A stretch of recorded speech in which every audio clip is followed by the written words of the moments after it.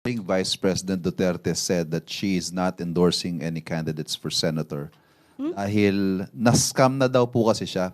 Nabudol na daw siya, apparently referring to the 2022 elections kung saan tumakbo sila ni Pangulong then candidate Ferdinand Marcos Jr.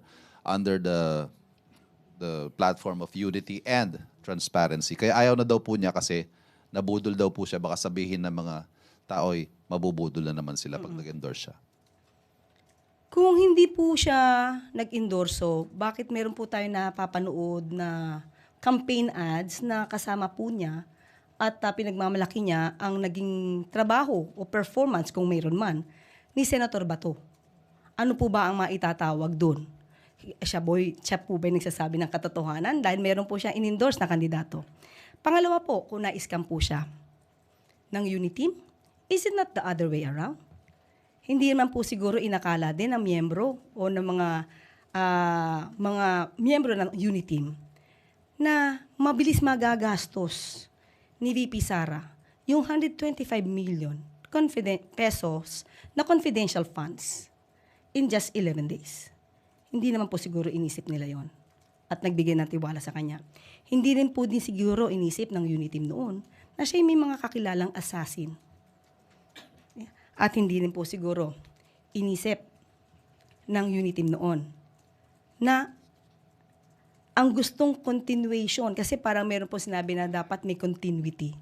Pero hindi rin po papayag ang Pangulo na ituloy po yung sinasabing bloody tokhang at EJK.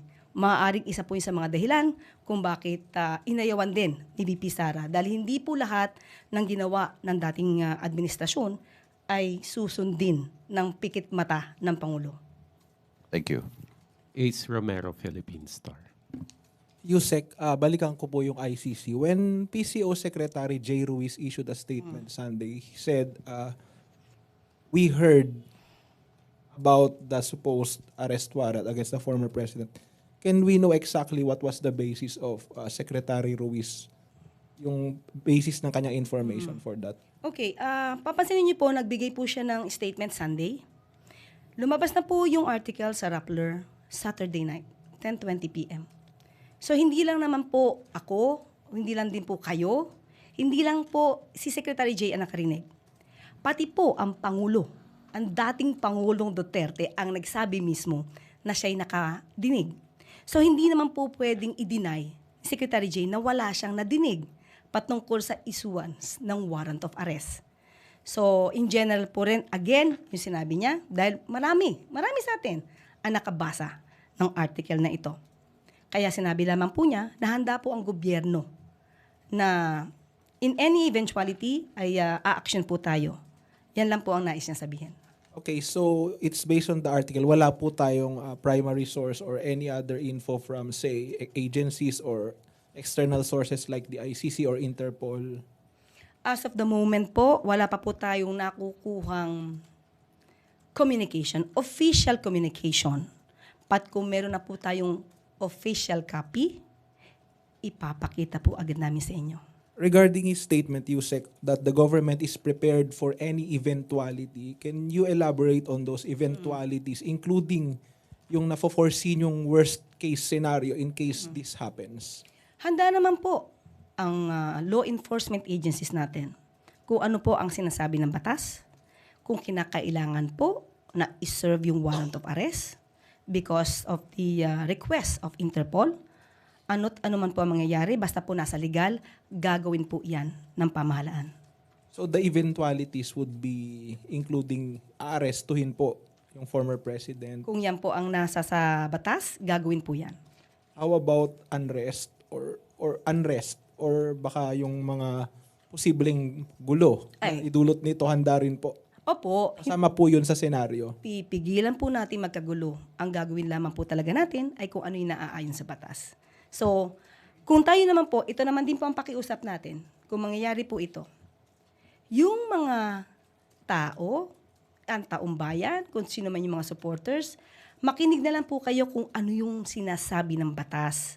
Huwag na po tayong makialam kung inyo pong ang gagawin ay hindi naman po naaayon o labag sa batas ang inyong gagawin. Tingnan niyo na lamang po kung ang pagsisilbi, halimbawa po magsisilbi ng warrant of arrest at lahat naman po ay ayon sa guidelines at ayon sa rules of law.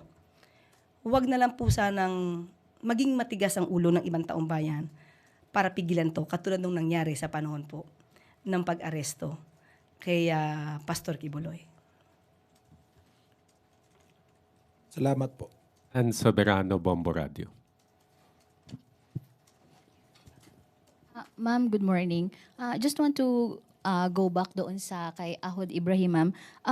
May mga report kasi na there might be kaguluhan po daw na mangyayari na dahil nga sa pag-replace kay Ahod Ibrahim as Chief Minister.